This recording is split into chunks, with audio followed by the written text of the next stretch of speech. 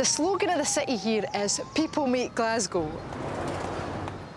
But it's also worth bearing in mind that us people make up just one of over 6,000 different species that live here.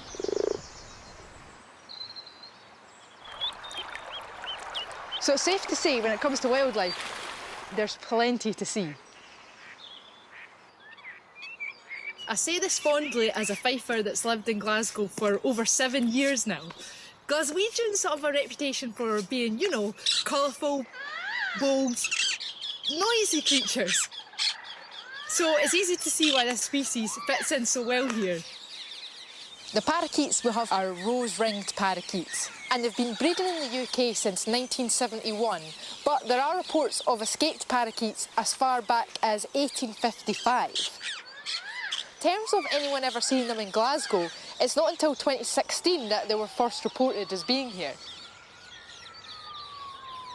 I don't know if you can hear that, but we've got in the background like police sirens going on and motorbikes, but also there's like tropical squawking all above my head.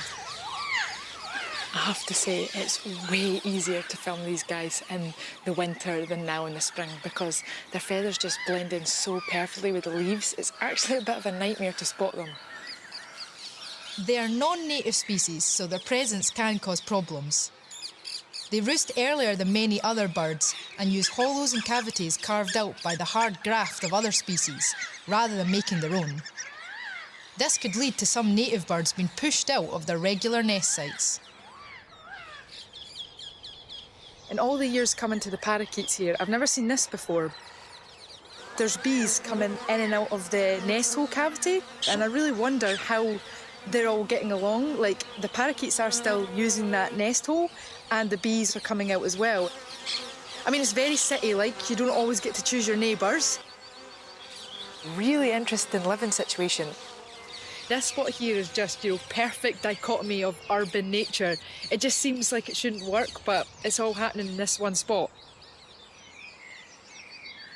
Libby is such a fantastic filmmaker. I'm really pleased that she's joining us, and she raises that conversation about parakeets, which, as she says, are a non-native species. Originally, they came from sub-Saharan Africa and Asia, and they're really adaptable. They can live everything from forests to deserts, and now, of course, in the heart of UK cities too. And we have this prop here, this map, and you can see this isn't where they've settled, this is where they've been spotted. So everywhere, of course, from the south coast of England all the way up, even at the very most northern point of Scotland before getting to Shetland. Now, these birds are so successful that they're making a home absolutely everywhere, and scientists have done genetic studies looking at where they originated from. And it's thought that they come from southern Asia, places like Pakistan, where the temperatures are slightly cooler, which is why perhaps they're so successful here as well.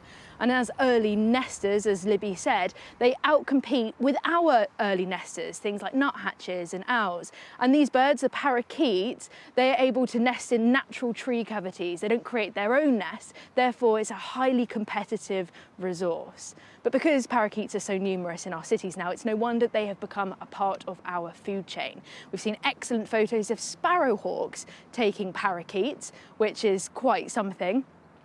What a very vivid bird. And also other species like peregrine falcons. One study looking at all over the UK at 31 different live nest cameras across 27 cities looked at the diet of the peregrine falcon. And interestingly, in London is where things started to change. So during lockdown, when there weren't as many people around dropping food, pigeons plummeted. And pigeons are, of course, peregrine falcons' favourite source of food, especially in the heart of the cities. But this is when the peregrines decided to change their focus, and they were then going after the parakeets instead. And 1/3 of London's parakeets were predominantly fed a diet of parakeets. Really interesting stuff, lots of important science going on there.